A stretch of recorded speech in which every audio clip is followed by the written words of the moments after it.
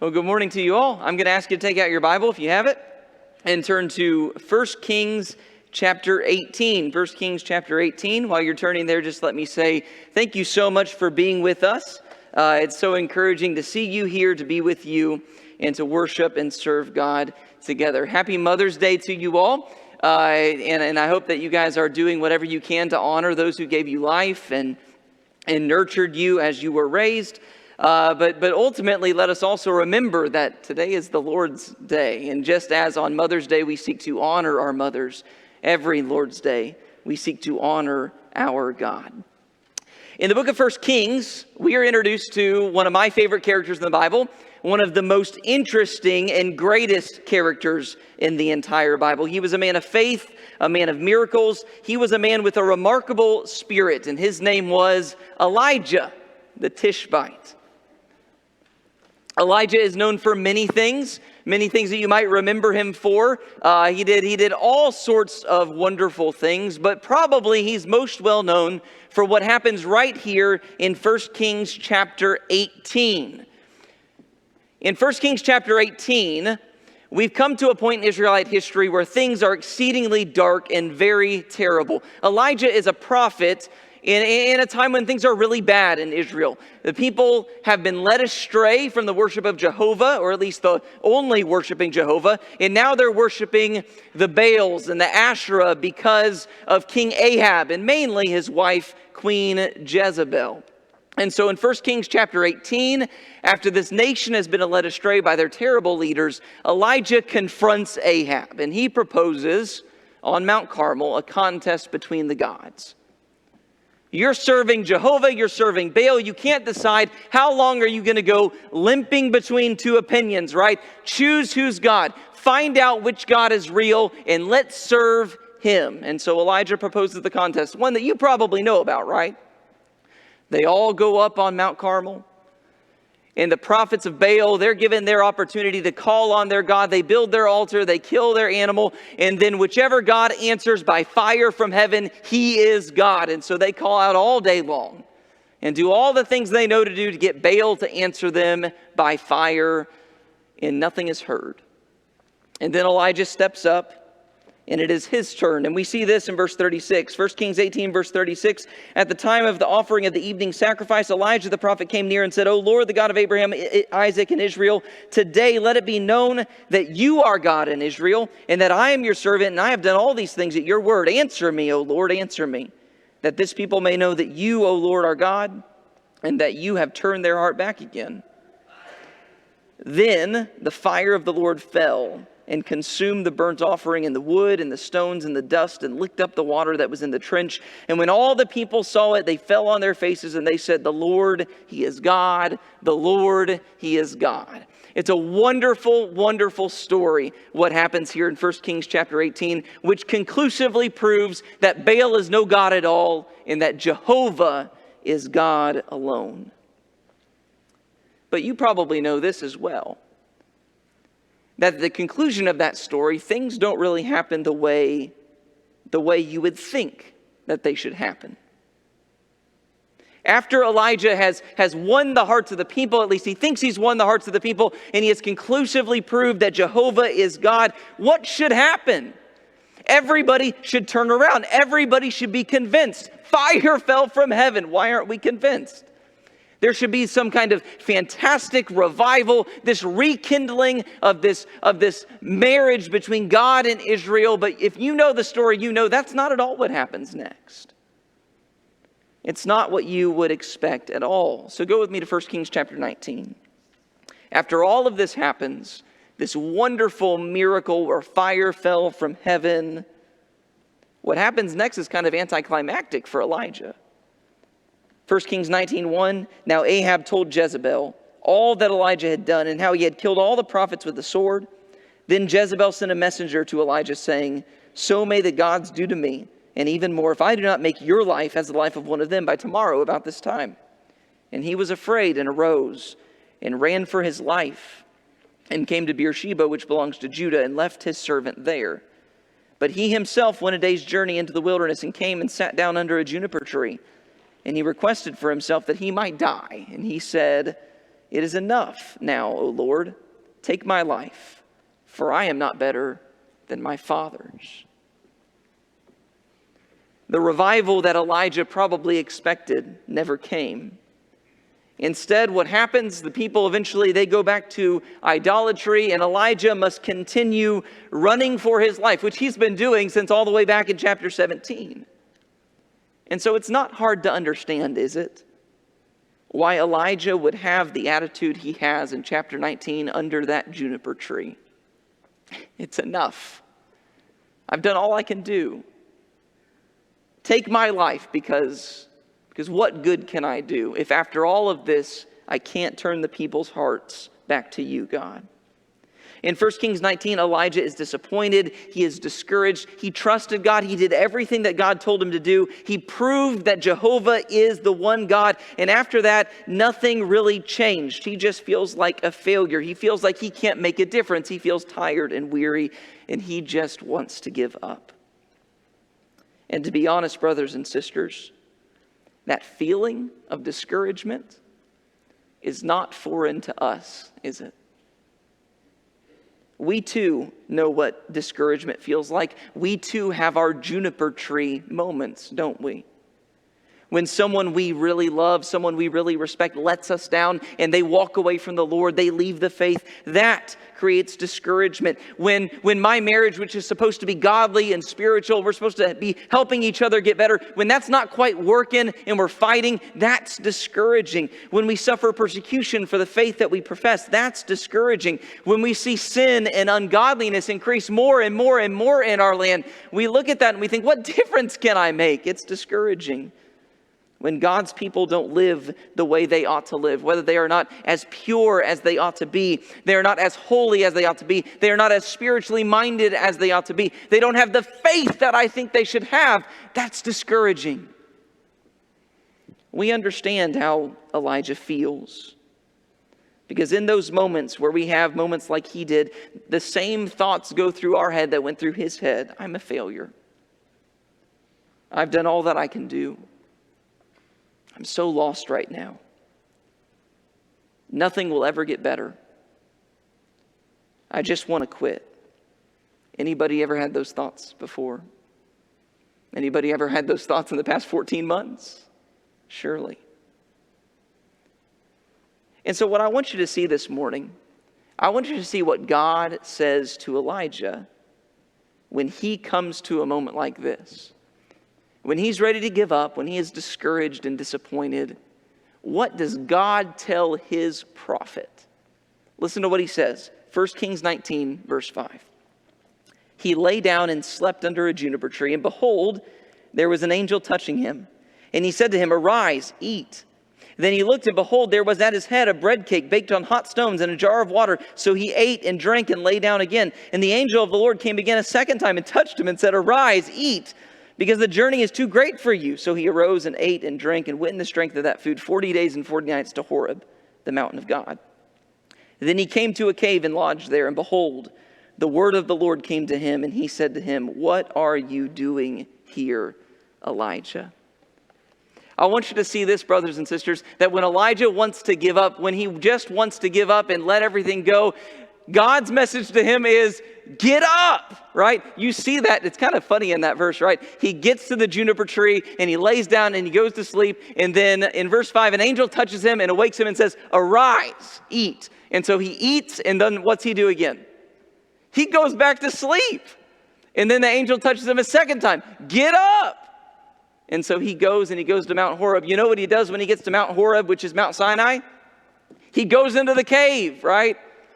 Again and again and again, Elijah is trying to quit. He's trying to lay down and give up. And again and again and again, God says to him, "Elijah, get up. Arise." In verse 9, the question to Elijah is, what are you doing here? And the implication of that is, you have work to do. You don't need to be here at Mount Sinai all by yourself, away from everybody. You're my prophet. There's stuff for you to do. Get up. What are you doing here? Don't quit on me. That's what God's message is to the prophet when he's discouraged. Get up. But I do want you to appreciate that God doesn't just bark those orders at Elijah like some kind of drill sergeant. Instead, what God does in this moment in 1 Kings 19 is he reminds Elijah of three very important truths. He reminds him of three truths that will fill him with courage when he is discouraged. Three truths that will fill him with courage when he is discouraged. And what I want to do very quickly this morning with you is I want to show you the things that God told Elijah. I want to give you three truths that should fill you with courage when you are discouraged. Because, brothers and sisters, we have to understand as Christians, you may not be there today. You may be like, this is great, all right? Somebody just graduated, or I just graduated. I'm getting on to this new section of my life. This is great. You may be in a great place today. But eventually, every single one of us is going to have a juniper tree moment where we're ready to quit and we're ready to give up. And you need to know what God says. You need to know why you can get up and keep doing God's work even in those moments of discouragement. So 3 truths to fill you with courage when you're discouraged. I want you to notice this first of all, that God tells Elijah when he is discouraged, God says, get up, and you can get up and do my work because I'm still God. Right, we mentioned that in 1 Kings chapter 19, Elijah feels defeated. He feels like he is on the losing team. Like he and God, they worked together and they just didn't make it happen the way it was supposed to happen. You can hear that in his voice. Look with me in verse 10, 1 Kings 19 and verse 10. He said, I have been very zealous for the Lord, the God of hosts, for the sons of Israel have forsaken your covenant, torn down your altars, and killed your prophets with the sword, and I alone am left, and they seek my life to take it away. You hear what he's saying? I've done everything I can do. I've done everything you told me to do. And here we are. We still lost. Elijah feels completely defeated. We tried everything, God. But you know what? It just didn't work. And I wonder sometimes if we have those moments where we feel defeated too. Do you ever have conversations in your house that sound like Elijah, that sound like verse 10? You know, I've been out there, I've been excited about spreading the gospel and teaching someone the good news, but you know what? No one's listening. Everybody just shuts me down. No one wants to have a Bible study. No one wants to come to worship. I just don't know what to do. I've done everything I can do. Or, you know, I'm abounding in good works. I'm trying to do all these good things and trying to let my light shine so that somebody can be brought to the Lord. And you know what? No one's paying attention. It's just not working. Or maybe I'm doing everything I can to keep my family pure and to keep us holy and to keep ourselves blameless and unspotted from the world. But you know what? I see the world and what my family's doing doesn't make any difference. Everything just keeps getting worse and worse and worse. What are we doing? We can't even make a dent. Like Elijah, we can feel defeated too. We have those moments where it seems like the world has won and we have lost. And when Elijah feels that way, and when he says that to God, God answers in an unforgettable way. Verse 11. So he said, go forth and stand on the mountain before the Lord. And behold, the Lord was passing by. And a great and strong wind was rending the mountains and breaking in pieces the rocks before the Lord. But the Lord was not in the wind. And after the wind, an earthquake. But the Lord was not in the earthquake. And after the earthquake, a fire. But the Lord was not in the fire. And after the fire, a sound of a gentle blowing. And when Elijah heard it, he wrapped his face in his mantle and went out and stood in the entrance of the cave. And behold, a voice came to him and said, what are you doing here, Elijah? And so when Elijah comes to that moment where he feels like the world has won and he and God have lost, God answers by showing him his incredible power. God says, go forth, and you need to look because the Lord's passing by. And then he sees that terrifying whirlwind. Then he sees that terrible earthquake. And then the fire comes, and the Lord is passing by. The Lord is showing his tremendous power.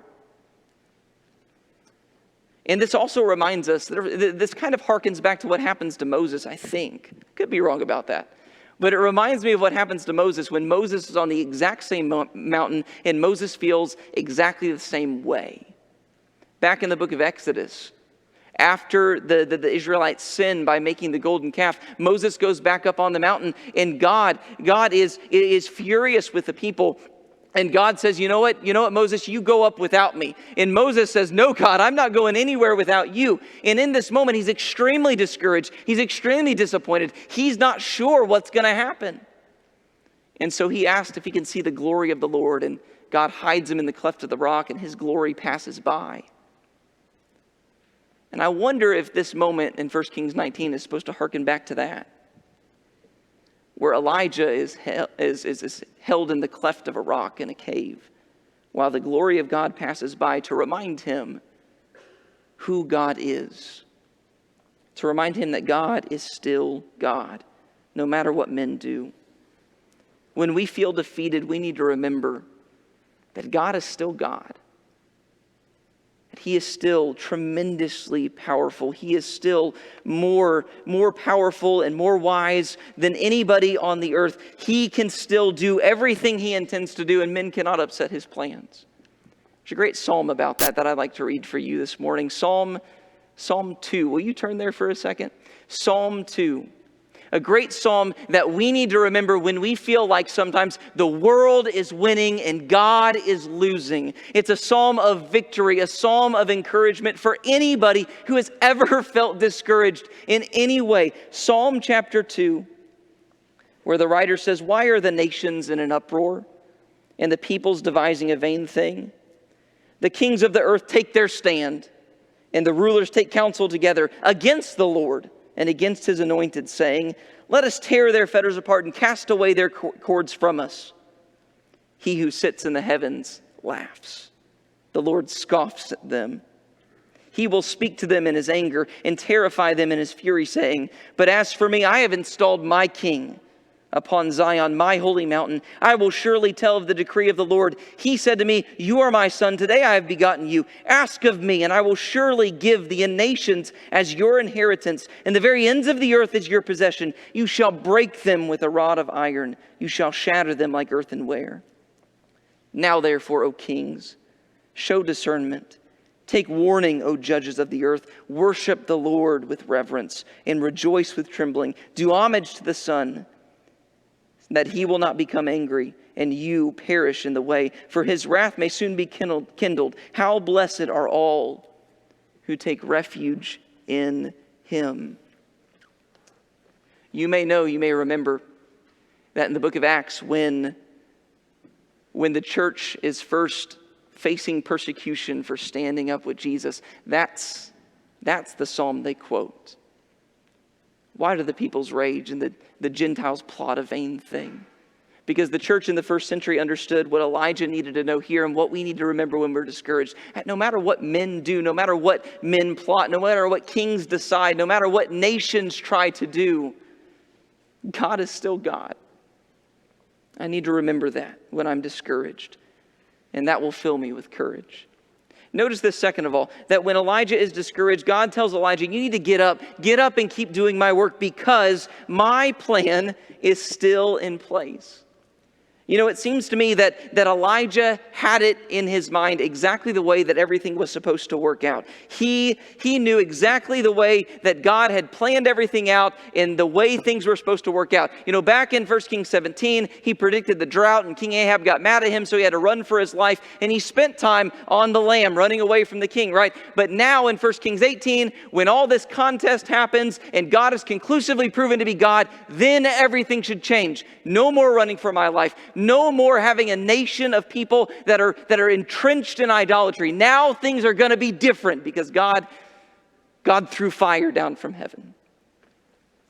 And it seems to me that part of his discouragement is the fact that things don't go that way at all. God was supposed to win Israel's hearts back in one big terrifying display of power, but that's not what happens. Things don't work out the way he expects. And that's why he's disappointed. That's why he's discouraged. And many people think that the point of what's happening here on the mountain is that God is helping Elijah see that even when things don't work out the way that you think they're supposed to work out, that doesn't mean God is not working his plan. Even though things didn't work out the way Elijah wanted them to, God still had his plan in place. And that's the reason for the way things happen, right? In 1 Kings 19, God tells Elijah to go at the entrance of the cave when all those powerful things happen, when the whirlwind comes, when the earthquake comes, when the fire comes, right? He wants him to see that, see the power of God. But it says God's not in those things. But where is God? He's in the still, small voice that comes afterward. And what's the point of that? Well, maybe the point of that is that sometimes God accomplishes his work in big, powerful ways, like parting the Red Sea. But he doesn't always accomplish his work that way. Sometimes God's plan is to work in small and subtle ways that maybe we don't expect, that some people don't even realize. It certainly seems like that's the case. Like that's what God's plan eventually is going to be. Because in 1 Kings, if you look further into verse 15 through 17, God tells Elijah what his plan is. And it is not to win back the nation in one big moment. His plan is to accomplish his purpose through a series of men. 1 Kings 19:15, the Lord said to him, "Go, return on your way to the wilderness of Damascus, and when you have arrived, you shall anoint Hazael king over Aram, and Jehu the son of Nimshi you shall anoint king over Israel, and Elisha the son of Shaphat of Abel-Meholah you shall anoint as prophet in your place. It shall come about, the one who escapes from the sword of Hazael, Jehu shall put to death, and the one who escapes from the sword of Jehu, Elisha shall put to death." God's plan wasn't quite what Elijah expected, but that didn't mean God didn't have a plan. He certainly did. It may not have been how Elijah drew it up, but the plan was still in place. And when we feel discouraged, we need to remember the same thing, that God's plan is still in place. Brothers and sisters, I want you to hear me carefully when I say this, because sometimes we forget this. Whatever has happened to you has not surprised God. Whatever you're going through is not greater than God. And whatever has discouraged you can be overcome through God. Can I say that again? Whatever has happened to you has not surprised God. Whatever you're going through is not greater than God. And whatever has discouraged you can be overcome through God. His plan is still in place in your life, no matter where you're at. And that plan, just like it was for Elijah, that plan may look different than you think it should. That plan may not be what you expect. It may not be as obvious as you would like. It may not be as big as you think it should be, but the plan is in place. Even when he doesn't do it the way we expect. You know, I was thinking about that this week, considering how that's true in the story of Jesus, isn't it? That sometimes his plan, his will is not accomplished in the big, huge moments. Sometimes it's accomplished in the very small things. You know, all the people who were waiting for the Messiah, they were expecting a military leader, right? They were expecting somebody to come to the earth and overthrow the Romans and take care of business and bring the nation back. That's not at all who Jesus was. God's plan when it came to saving man, it was not accomplished through military force, through one big, huge, noticeable moment. God's plan was accomplished in the scheme of history, a small and subtle way. It was accomplished when a Galilean carpenter hung on a cross and whispered, "It is finished." Remember that when you're discouraged. Remember that despite what has happened, despite what you expect, God's plan is still in place. And that should fill you with courage when you are discouraged. Enough courage to get up and continue doing what God has for you to do. And finally, consider this, that God tells Elijah, you need to get up. You need to get up because I still have others who are like you. Get up, and you can get up because you're not alone. Oftentimes, brothers and sisters, Well, there's more than one sister. Brothers and sisters, discouragement and loneliness, they go hand in hand. You know that's true. Discouragement and loneliness, they go hand in hand. We feel like when we're discouraged, we feel like we're alone. And that's where Elijah is. Go back to 1 Kings 19 and verse 10, right? What does he say? I've been very zealous for the Lord, the God of hosts, for the sons of Israel. I've forsaken your covenant, torn down your altars, and killed your prophets with the sword. And what? I alone am left. I'm all by myself. There's no one else here, no one else like me, no one else understands, no one else here to help me. I'm all by myself. I'm all alone. But when you read the story, actually, you see that Elijah's totally wrong about that. It's so far from the truth. Things aren't nearly as bad as Elijah has made them out to be. Actually, we know from this story, if you go back to 1 Kings 18, he is not nearly the only prophet of God left. Look in 1 Kings 18 and verse 3. I want you to see this. Ahab called Obadiah, who was over the household. Now Obadiah feared the Lord greatly, for when Jezebel destroyed the prophets of the Lord, Obadiah took 100 prophets and hid them by 50s in a cave and provided them with bread and water. He's not the only prophet left. Here's one guy, one story, saved 100 prophets. He's not alone. Consider what it says in 1 Kings 19, verse 18, something else that God says to Elijah. After he tells him what his plan is, he says, yet I will leave 7,000 in Israel, all the knees that have not bowed to Baal, and every mouth that has not kissed him. He's not alone. Things aren't nearly as bad as he's made them out to be. And so when Elijah is discouraged, God tells him, get up. Get up because things are not as bad as they seem. Get up because God still has others who are like you. Brothers and sisters, we need to remember the same thing, because when we're discouraged, we tell ourselves the same lie that Elijah told himself. We tell ourselves that we're all alone and that there's nobody like us, nobody understands us. And that's just not true at all. In fact, what we do sometimes is we make choices that are detrimental. We make choices where we choose to withdraw and seclude ourselves to keep ourselves from the people who are like us and who could encourage us. That's what Elijah does. Do you remember what he did?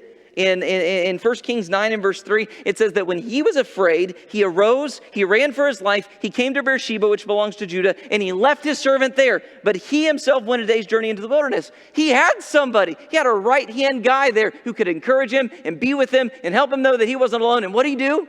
He left him and went out in the wilderness by himself. You ever done that? When you're discouraged because you're kind of feeling sorry for yourself, you withdraw from other people. You leave the people who could help you and go hide in a cave. We're all tempted when we're discouraged to think that we're alone. We all have moments where we think these things. No one knows my pain. No one understands my fears. No one has my doubts. No one understands me. No one knows me. No one cares about spiritual things like I do.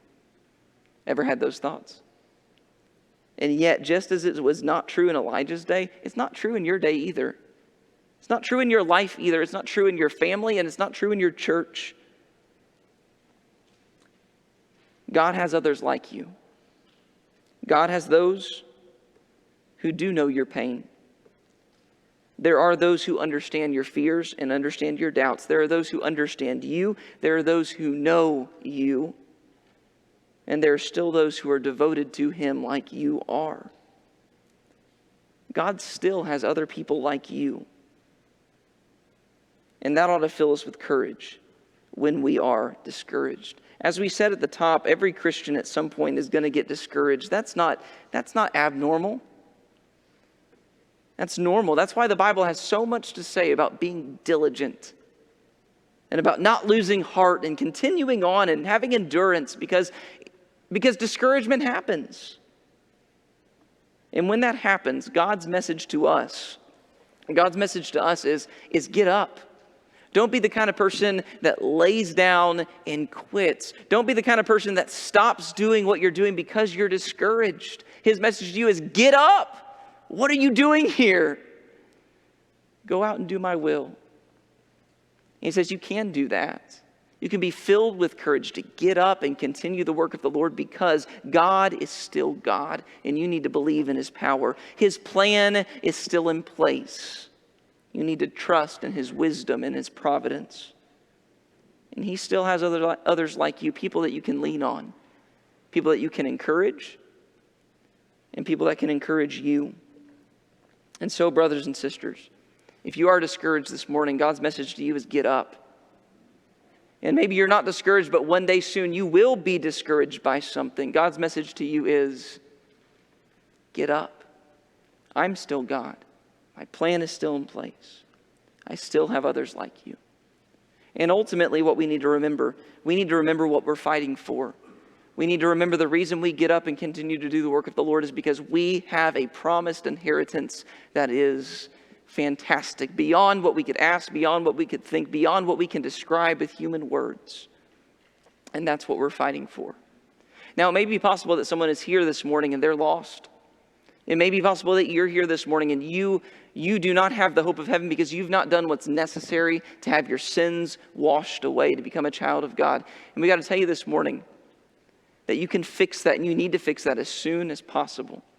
The Bible teaches us that if we believe that Jesus Christ was the Son of God, and we're willing to repent of the sins that we've committed that caused him to go to the cross, and we're willing to confess his name, confess our faith in him, then we can be baptized in water for the remission of our sins, can rise to walk in newness of life, become children of his, have a hope of heaven when we die.